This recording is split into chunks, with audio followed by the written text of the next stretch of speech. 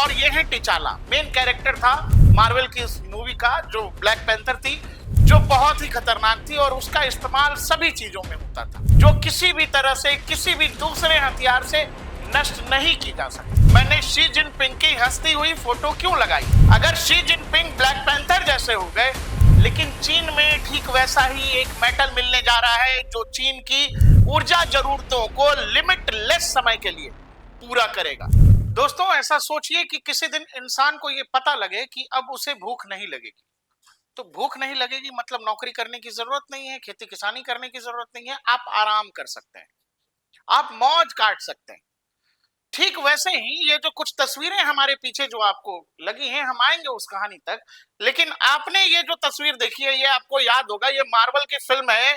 जिसका नाम है ब्लैक पैंथर, और ये है टिचाला, मेन कैरेक्टर था मार्वल की इस मूवी का, जो ब्लैक पैंथर थी, उसमें मेन कैरेक्टर का नाम टिचाला था। और उसके देश का कह लीजिए या उसके प्लेनेट की खासियत ये थी कि उसके प्लेनेट पर एक धातु मिलता था, एक ऐसी चीज जो बहुत ही खतरनाक थी और उसका इस्तेमाल सभी चीजों में होता था। एक ऐसी धातु जो लोहे से नहीं काटी जा सकती, जो स्टील से नहीं काटी जा सकती, जो किसी भी तरह से किसी भी दूसरे हथियार से नष्ट नहीं की जा सकती थी। फिल्म में उस धातु का नाम दिया गया था वाइब्रेनियम। और ये जो ऊपर ये जो टिचाला भाई ने कवच पहन रखी है, ये भी उस कथित वाइब्रेनियम का था। फिल्म शुरू होने से पहले, जैसा कि हर फिल्म में बताया जाता है कि इसके पात्र और घटनाएं सभी काल्पनिक हैं, मौजूदा और बाद वाले से किसी से कोई संबंध नहीं है। ये भी फिल्म के कैरेक्टर थे और एक काल्पनिक कहानी थी, और एक काल्पनिक धातु का नाम दिया गया कि भाई वाइब्रेनियम नाम की एक धातु है जो इतनी मजबूत है कि उससे बना हथियार दुनिया के हर हथियार पर भारी है। लेकिन अब आप तक का दिमाग ये चल रहा होगा कि भाई ये तमाम टिचाला भाई ब्लैक पैंथर के बगल में मैंने शी जिनपिंग की हंसती हुई फोटो क्यों लगाई है? तो दरअसल बात यह है कि शी जिनपिंग भी आने वाले समय में, इनका देश भी कथित रूप से ब्लैक पैंथर हो सकता है। हम ऐसा क्यों कह रहे हैं उसके आगे आपको सुनाएंगे, लेकिन आप समझो कि जिस दिन शी जिनपिंग और उनका देश अगर वकांडा जैसा हो गया, अगर शी जिनपिंग ब्लैक पैंथर जैसे हो गए, तो फिर दुनिया में क्या तबाही होगी। दरअसल दर्शकों, हुआ यह है कि जैसे वकांडा में वाइब्रेनियम मिलता था और उस धातु के बारे में दुनिया के किसी हिस्सों को पता नहीं था फिल्म के मुताबिक, लेकिन चीन में ठीक वैसा ही एक मेटल मिलने जा रहा है जो चीन की ऊर्जा जरूरतों को लिमिटलेस समय के लिए पूरा करेगा। कुछ रिसर्च ऐसे बता रहे हैं कि अगर वो धातु सही सही इस्तेमाल चीन ने कर लिया तो अगले 60,000 सालों तक चीन की ऊर्जा जरूरतें पूरी होती रहेंगी। अब आप समझो, ऊर्जा जरूरतें अगर किसी देश की एक लंबे समय तक पूरी होती रहें, और उसको ये नहीं सोचना है कि उसको कोयले के खदान से कोयला निकालना है, उसको पेट्रोलियम लेना है, दुनिया के देशों से पेट्रोल खरीदना है या फिर नेचुरल गैस खरीदना है, और सभी चीजों में इस्तेमाल केवल ऊर्जा का हो रहा है, एनर्जी का हो रहा है, वो चाहे जिस भी क्षेत्र की आप बात करोगे, आप किसी भी सेक्टर या किसी भी क्षेत्र की जब बात करें जो देश के लिए जरूरी है, उन सब जगह पर क्या खर्च हो रहा है? ऊर्जा, इलेक्ट्रिसिटी। और अगर इसके ऊपर अगर किसी सरकार या देश को सोचना ही ना पड़े, आप ठीक ऐसे सिंपल समझो कि अगर आपको जिस दिन ये पता लग जाए कि बिजली बिल अब नहीं आएगा, बिजली बिल देने की कोई जरूरत नहीं है, तो फिर आपके ऊपर से मानसिक रूप से आप कितने फ्री हुए कि नहीं हुए। जैसा मैंने वीडियो के शुरू में कहा, जिस दिन आपको इंसान को पता लग गया कि भाई अब भूख नहीं लगेगी, तो भूख नहीं लगेगी तो आपकी जरूरतें कम हो गई, आपका मेहनत कम हो गया, आपका मानसिक संकट कम हो गया। वैसे ही चीन को यह पता लगने जा रहा है कि आने वाले समय में वो अपनी ऊर्जा जरूरतों को अगले 60,000 साल तक पूरा कर सकता है, क्योंकि उसके देश में थोरियम नाम का एक मेटल मिला है। थोरियम एक ऐसा धातु जो करीब करीब चांदी जैसा दिखता है, और इसमें जहां तक ऊर्जा का सवाल है, तो जो यूरेनियम है, यूरेनियम से 200 गुना ज्यादा ऊर्जा पैदा करने की ये शक्ति रखता है। इतना ही नहीं, ये बाकी धातुओं की तरह इसको कूल करने की, ठंडा रखने की भी कोई आवश्यकता नहीं है। साथ ही साथ यूरेनियम जैसा ये बहुत खतरनाक भी नहीं है, ये रेडियो एक्टिव एलिमेंट, लेकिन बावजूद इसके यूरेनियम जैसे खतरे, इस वाले थोरियम में जो मेटल मिलने का दावा कर रहे हैं तमाम रिसर्चर्स, जो चाइनीज एक अखबार ने दावा किया है कि हमारे पास थोरियम का इतना बड़ा भंडार है कि अगले 60,000 वर्षों तक चीन अपनी ऊर्जा जरूरतों को पूरा कर सकता है। इनर मंगोलिया के हिस्से में एक माइनिंग हब है जिसका नाम है द बयान ओबो माइनिंग कॉम्प्लेक्स। उसी रीजन में जो है ये थोरियम मिलने की संभावना है, जिसमें कहा गया है कि ये चाइना की हाउस होल्ड जरूरतों की एनर्जी डिमांड्स को ऑलमोस्ट फॉरएवर, हमेशा के लिए पूरा कर सकता है। अब आप समझिए कि जब कोई राष्ट्र, जब कोई देश अपनी ऊर्जा जरूरतों को एक लंबे समय तक उसको सोचना ही नहीं, उसको नहीं सोचना है कि उसको अपनी ऊर्जा जरूरतों के लिए मिडिल ईस्ट पर निर्भर रहना पड़ेगा, अमेरिका से उसको अपनी ऊर्जा जरूरतें पूरी करनी है, या ऊर्जा जरूरतों के लिए नए नए लगातार शोध करने,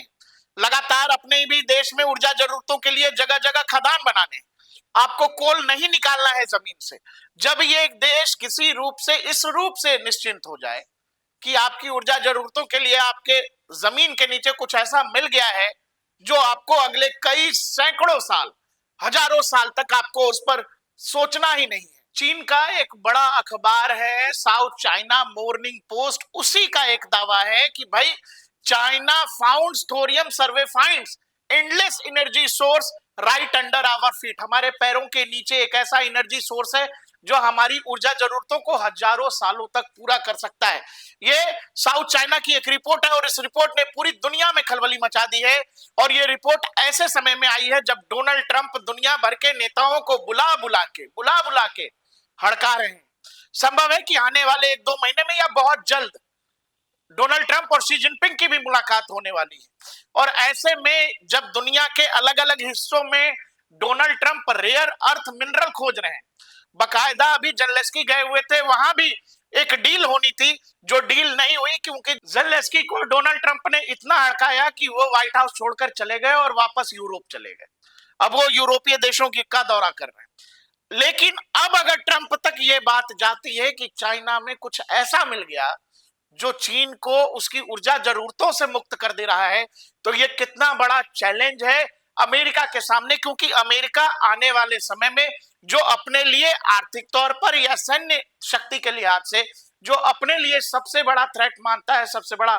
चैलेंज मानता है, वो चीन को मानता है। और अब जब चीन अपनी ऊर्जा जरूरतों से ऐसे मुक्त हो जाएगा तो आप समझिए चीन अमेरिका के सामने किस किस लेवल पर चैलेंज खड़ी कर सकता है। यही वो रिपोर्ट है जिसमें यह कहा गया है कि ये रेडियो एक्टिव मेटल जो है अकेले इस पूरे खेल को बदल सकता है, जहां चीन ग्लोबल एनर्जी प्रोडक्शन में आगे बढ़ सकता है। दूसरा, हमारी जो वर्ल्ड वाइड डिपेंडेंसी है फोसिल फ्यूल्स पर, फोसिल फ्यूल वो फ्यूल